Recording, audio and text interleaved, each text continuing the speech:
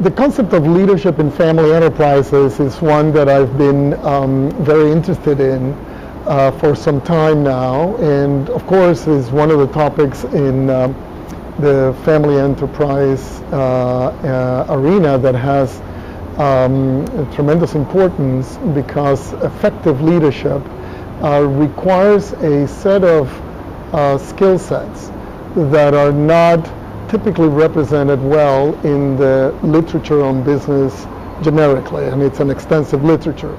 Over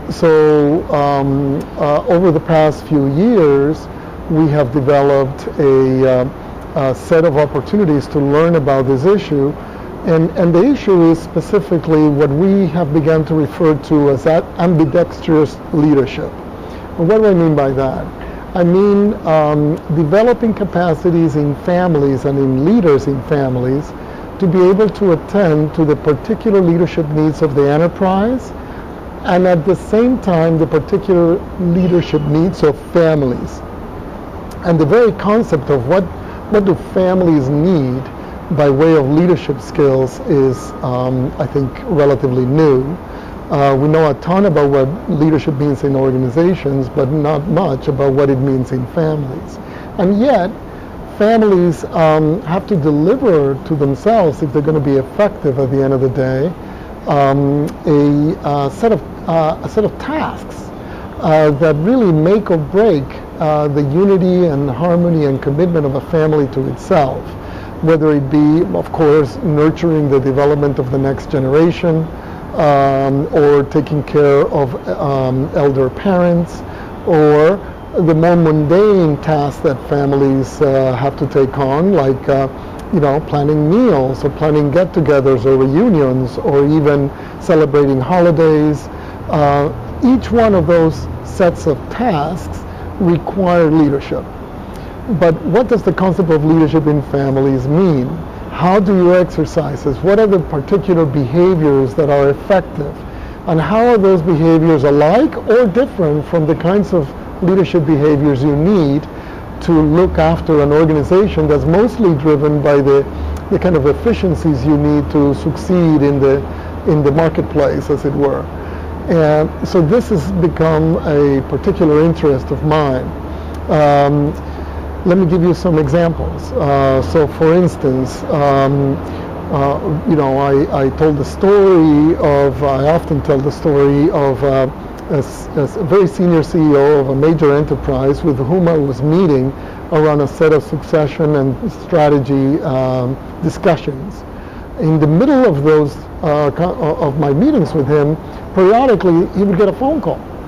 And the phone calls were all about families, and may have been the widow of the founder who got a complicated health result from his doctor, or her doctor, excuse me. And now the CEO shifts his attention and starts focusing on that familial issue. And with tremendous ease, he would flip from one activity, which was very organizationally focused, to a parental and familial set of responsibilities. We are arguing that our experience and the beginning of this research seems to suggest that we are all stronger in one side or the other, meaning there are some people who are amazing business leaders who are not as good family leaders, and there are some people who are amazing family leaders who are not as competent on the business side. The concept of ambidextrous leadership suggests that even though we have natural proclivities, if you will, towards one domain or the other, you actually need to buttress your skills in both ends. And the example I often use is a little bit like when you are a right-handed person and break your right arm, you now have to learn how to write with your left hand. And that takes some time. It doesn't come naturally, but with practice you get better. Better to the point of never quite being as good as you are with your right, but good enough. And the notion is that for people to exercise effective leadership in family enterprise, they have to build their capacity again on both ends.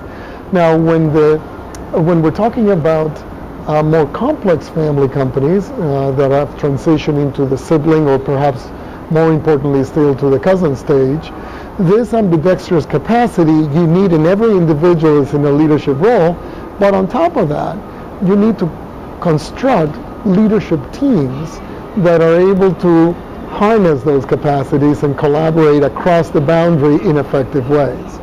What do I mean by that? I mean transitioning from the notion of leadership as an individual set of skills into leadership as a function that is performed by a variety of people who are minding both sets of agendas, the familial agendas and the organizational agendas around the enterprise. Again, these ideas are anchored on the awareness, more newly acquired awareness, that the old prescription we used to give to family companies, that if you were going to succeed, you need to treat your business purely as a business and your family as a family, it was misguided to begin with. And I am plenty guilty of suggesting that advice, partly because the most current research on family enterprises suggests that the most effective family enterprises are those that really are able to harness precisely the ambiguities that come, and the paradoxes and the contradictions that come from lingering in the boundaries of family and enterprise, and put those ambiguities actually in service of performance.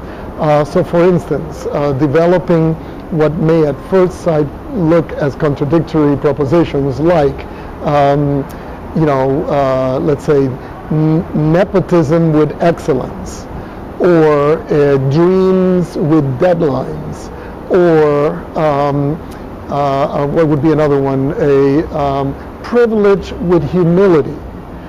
These are all hybrid concepts that family enterprises that function really effectively and their leaders are able to embrace to really, as I say, take advantage of what's naturally a strength of family companies.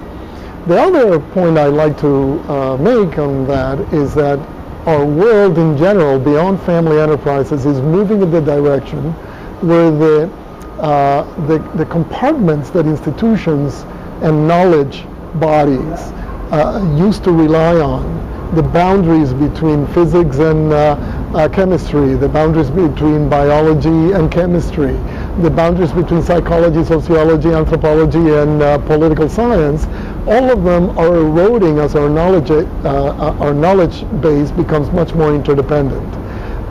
It behooves all people in leadership roles to build their capacity to navigate precisely the contradictions and ambiguities that come through that integration.